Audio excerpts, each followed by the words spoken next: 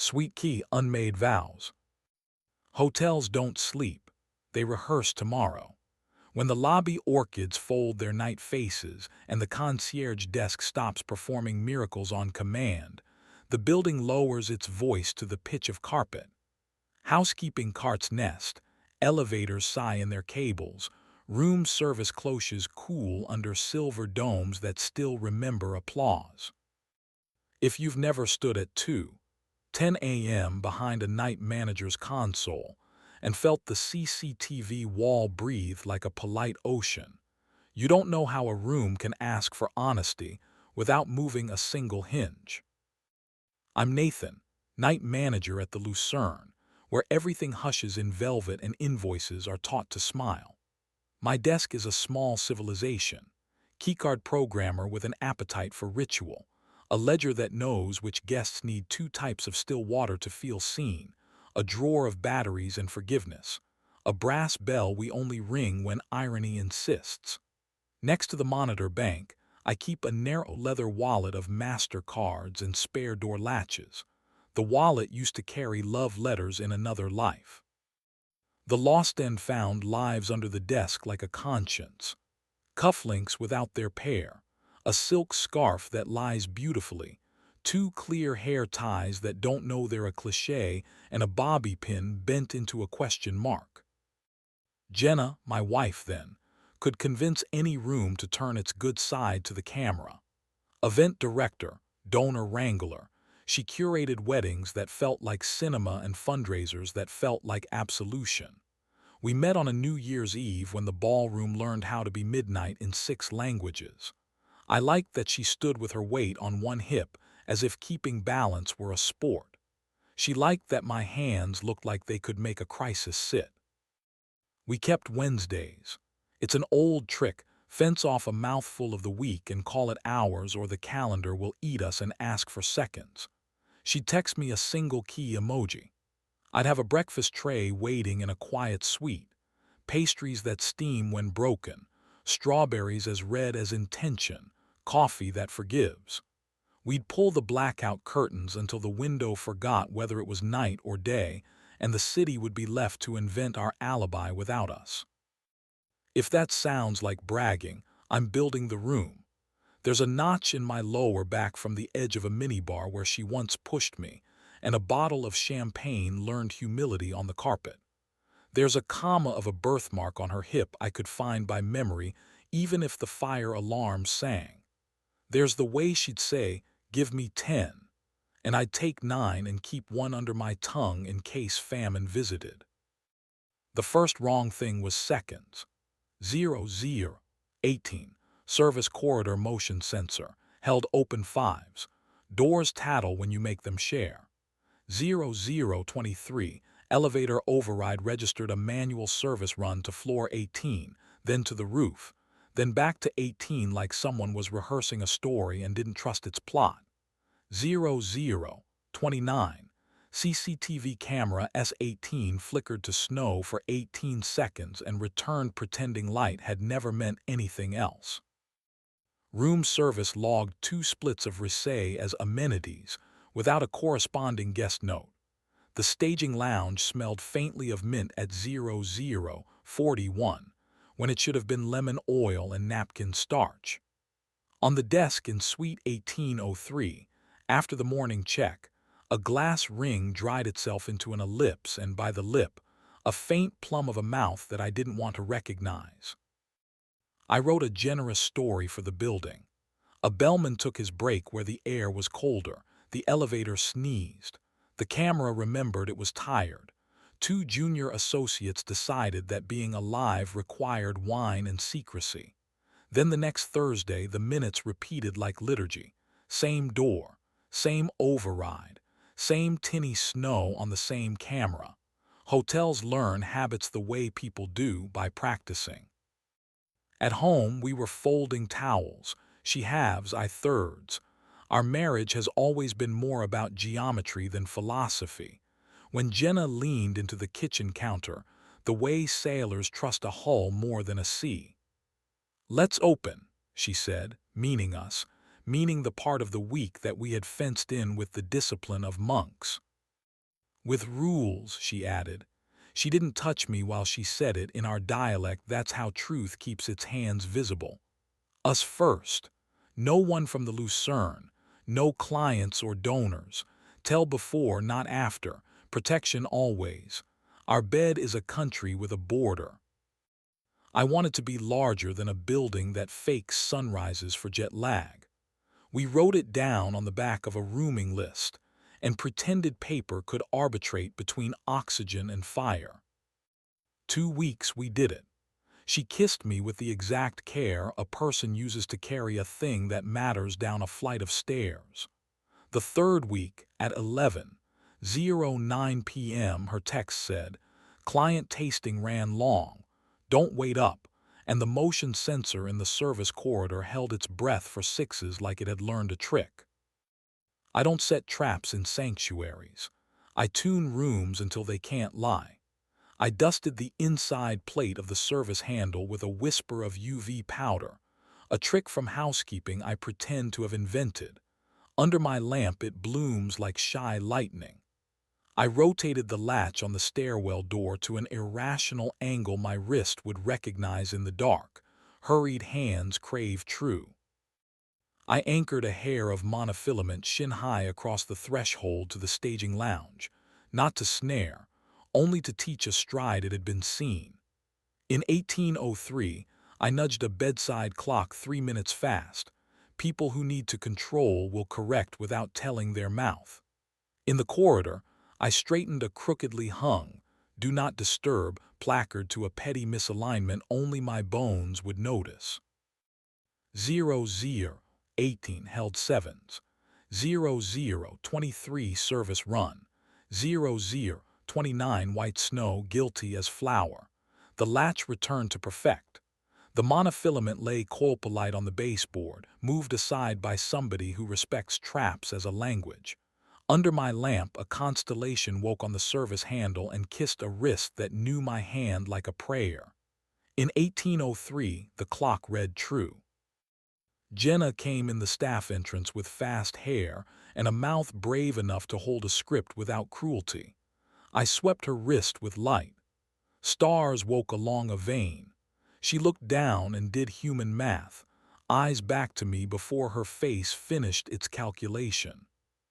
"Don't make me the villain," she said. Not pleading, just tired of rooms that always want a knife. "I asked for before," I said. "I thought I did," she said, and in her grammar client tasting counted. She had kept tempo. I had insisted on melody. He came behind her with the gait of men who believe corridors were invented to applaud them. Theo Bright, culinary personality, camera graduate, the kind of knife-schooled smile that teaches audiences to confuse hunger with love. We had hosted his pop-up 2 months earlier. He had shown our donors how to salt meat and words. He smelled like mint and combustion. He didn't look at me. He looked at the monitors as if they owed him congratulations. "We'll go," he told the hallway, respectful as a cat. "We won't perform in here," I said, and I held the staff door because even buildings that know your worst deserve ceremony. The latch clicked back with punctuation. The corridor forgot us on command. Hotels are professionals that way. We separated with competence, the ruthless kindness of people who can carry breakables. She took the blazer that made rooms sit up straighter and the calendar of other people's emergencies. I kept the chipped mug that steals heat and my bad habit of speaking softly to elevators. Lawyers moved nouns between us in rooms that smelled like toner and winter. We signed where names go when they are tired of starring. Work lifted me by the collar and told me to be useful. At 01:20, a chiller in the wine storage sulked and I coaxed it with patience and a wrench. At 03:00, a honeymooner locked himself in a bathroom and we negotiated until the door decided not to be a metaphor. A senior guest in 1209 wanted water that remembered mountains. I taught the tap how to tell that lie. I slept afternoons with keycards bleeding rectangles into my pocket, and woke knowing Which elevator would complain from the way the cable hummed in my bones? Maya arrived with a housekeeping cart like a warhorse and a grin you could file your day on. Assistant Director of Housekeeping on paper, compound and thread whisperer in practice. She wore a canvas apron loaded with weapons that don't draw blood. Lint roller, seam ripper, stain kit, the small brush that makes suede remember its childhood. She moved like the building trusted her. "Which of your children is faking an illness?" she asked, glancing at the monitor bank and the occupancy heat map I pretend is weather. 18, I said. The corridor thinks it's a theater. It wants to be wanted, she said, and she adjusted a staff schedule on her tablet with one finger, a soft violence that would have made any general proud. We began with verbs that don't bruise. She taught me which laundry cycles lie to you if you take your ear off the drum. I taught her the exact hiss an elevator makes when it plans to stop just shy of level. She left half an orange on my console, and I slipped the peel into my pocket and let my stubbornness smell like summer. At 3:17, when the HVAC finds its monastery note and the lobby's marble forgets how to echo, we sat on the edge of the service corridor and listened to the building breathe. The first time she touched me, it was my wrist, 1 degree of correction, so I wouldn't grind the card printer's head with a badly seated blank. "There," she murmured, and my body remembered its lease included heat. We aren't children. Speed is fear in a costume.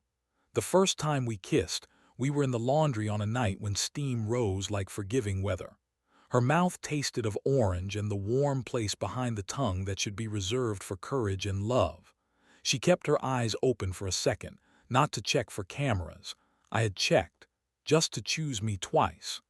My palm slid to the small of her back where housekeepers store their opinion of a day. She made a sound I put in my pocket for famine. We counted to 10 and used 9. The last minute belongs to the building. We made rules that sounded like respect, not fences. No hands near Lennon's guests will sleep in. Ghosts are real enough without our help. No mouths in stairwells where a camera might forget its manners. Yes to the service elevator after last sweep. A slow-moving confession booth that smells like detergent and intent. Yes to the laundry when the machines are done but still warm. Heat learned to love skin before we did. Yes to my desk with the monitors glow low, her knee against mine under a maintenance log that pretends it hasn't seen sin. We kept our fingers off the master cards like men who have handled fire. The fundraising gala came back because money likes mirrors. Velvet Night, they named it, because copywriters are paid to behave like shy thieves. Jenna arrived in a dress that taught marble how to remember a flood. Theo moved behind her like a rumor that knew your address. We nodded like grown-ups who refuse to make a building carry what they can. Maya wore black because glue hides there. She crossed behind them with a bundle of pressed napery and a smile she had negotiated with in a housekeeping mirror that never lies if you don't force it. A donor misused hospitality from the stage like a child trying on a word with both hands. Someone said alchemy and the room applauded like you can tip physics. I did my rounds because habit is a religion for people who don't trust gods. Service corridor, obedient. Elevator override, untempted. Camera S18, loyal. Under my desk, the lost and found tin clicked under my thumb.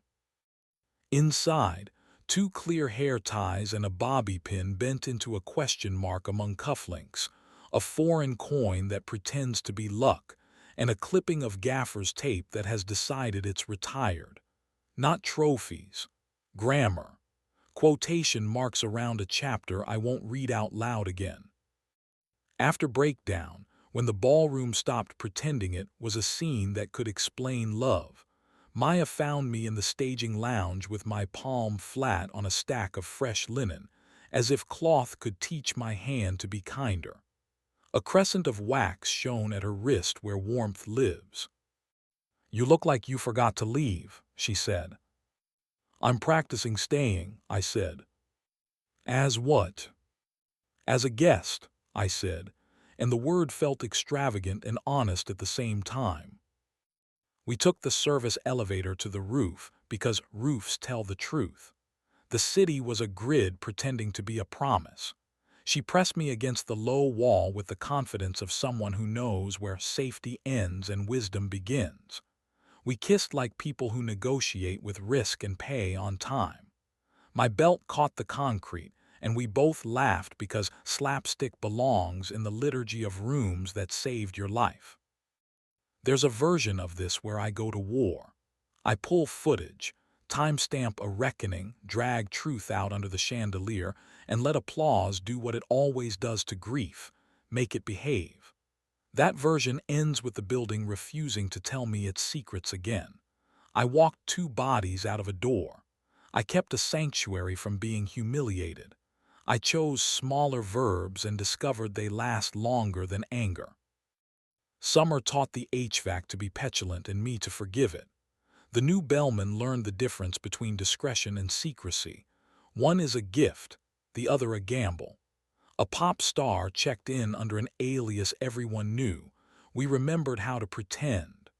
Maya taught me that cotton behaves out of love for hot water, not obedience, and that I go very quiet 3 breaths before my temper admits it owns a mouth.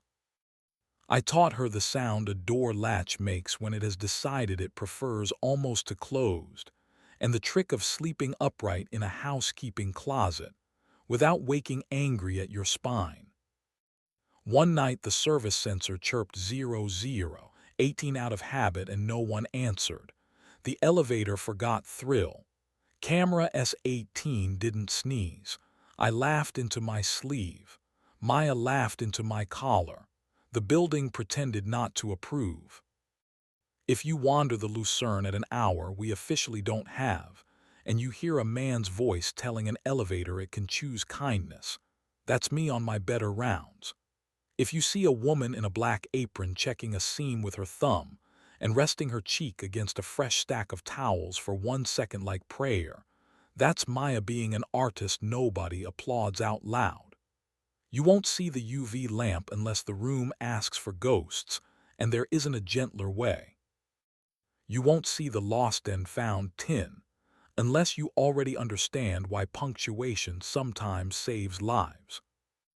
I lock the service door and feel the burr under my thumb where 100 stories polish the plate honest.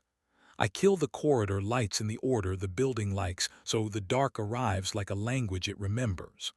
The laundry drums give their last soft roll of consent. Maya steals my last clean minute because she can. I let her because that rule outlived all the others. Tip the night. We walk the back hallway with our hands in each other's pockets like we invented warmth. The city outside eats its reflection again. The suites decide to trust us until morning. Hotels don't sleep. They rehearse tomorrow. They forgive slowly, then all at once when you stop making them host scenes they didn't audition for. We don't have 10 anymore.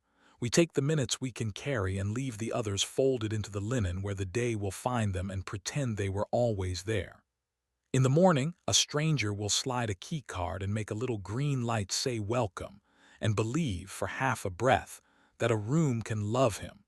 I will try to be as careful with the living.